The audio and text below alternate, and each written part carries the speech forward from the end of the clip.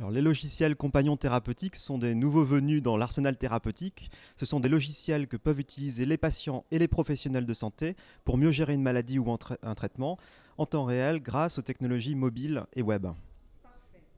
Comment ces logiciels compagnons améliorent-ils concrètement les prises en charge médicales? Alors, les logiciels compagnons permettent de personnaliser un traitement. Par exemple, un patient atteint de maladie chronique peut avoir une aide au dosage de son médicament, c'est ce qu'on fait par exemple pour les diabétiques qui sont traités par insuline aujourd'hui, ou bien une gestion des effets secondaires améliorée, c'est ce qu'on fait par exemple dans le cadre de l'oncologie, à travers un nouveau partenariat avec Roche.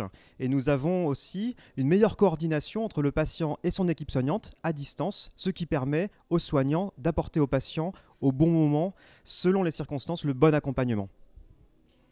Quels sont les bénéfices attendus à court terme?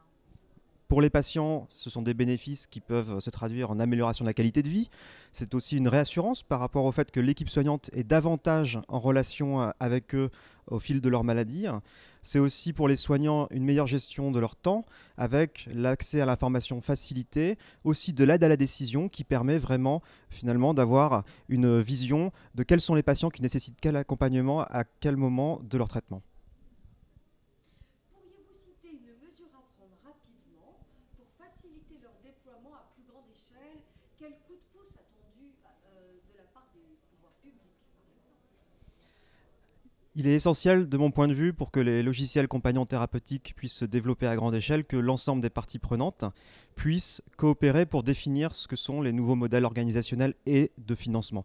Aujourd'hui, on évalue de façon trop en silo, finalement, les bénéfices d'un médicament, d'un dispositif médical ou d'un service associé.